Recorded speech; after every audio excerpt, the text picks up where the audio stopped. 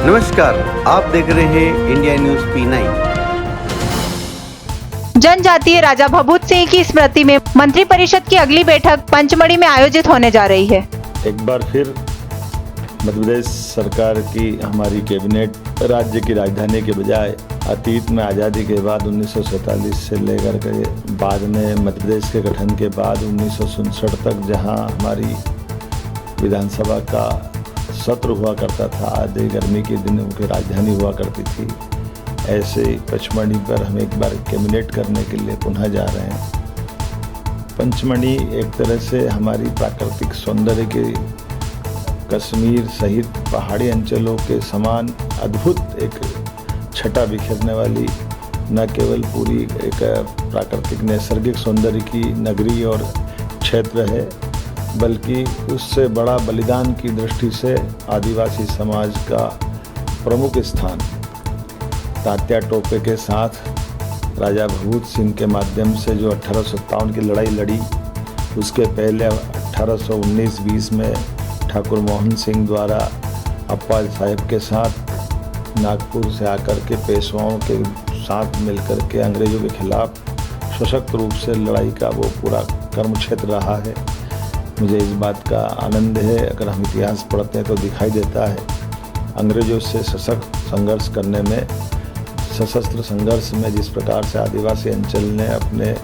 जान की बाजी लगा करके न केवल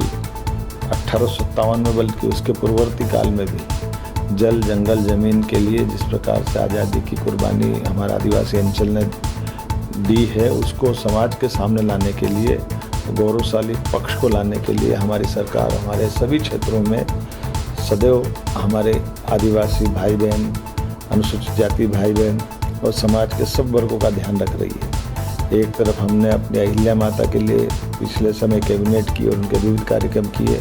उसी प्रकार से हमने आदिवासी अंचल के लिए भी ये कार्यक्रम की रचना बनाई, जिसमें पहले चरण में हम कैबिनेट करेंगे, अगले चरण में हमारे विधायक सांसदों का 3 दिन का वर्ग भी पचमढ़ी में करने वाले हैं। इसके पीछे भाव इतना ही है कि हमारा ये खासकर यशस्वी प्रधानमंत्री का विरासत से विकास की ओर का जो संकल्प है, खाली बोलने के लिए नहीं, ये करके दिखाने के लिए। हम उम्मीद करते हैं कि हमारी उस भावना के आधार पर जहां हमारे जंगल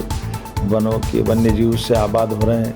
जब टाइगर से लगाकर चीते तक हमारे अपने जंगलों में न केवल फल फूल रहे हैं, ऐसे में आदिवासी अंचल ने वर्षों तक इस जंगल को सहेजने के लिए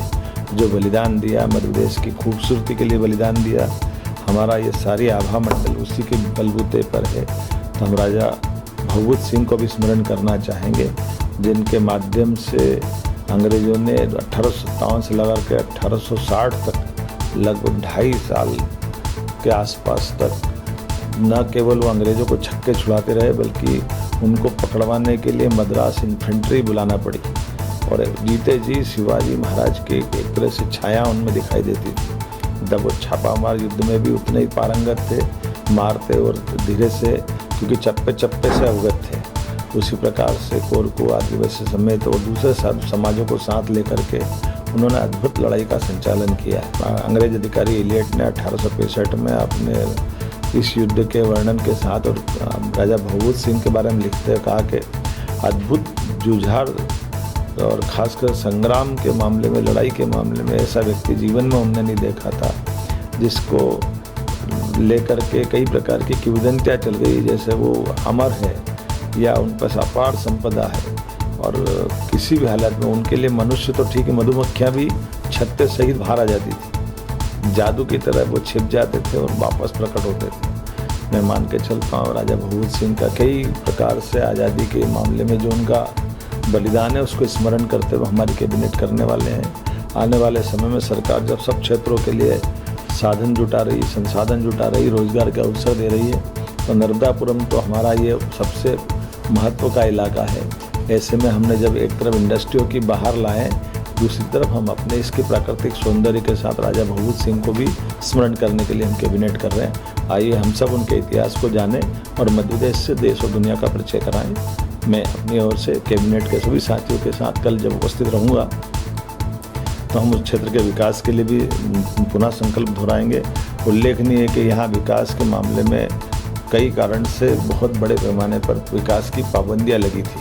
हमने पिछली कैबिनेट में इस पाबंदियों को हटाने का निर्णय किया है और इस क्षेत्र के विकास की पूरी योजना बनाई है। निश्चित रूप से पचमढ़ी अपना अद्भुत सौंदर्य बिखारेगी। मेरी अपनी ओर से सबका स्वागत है।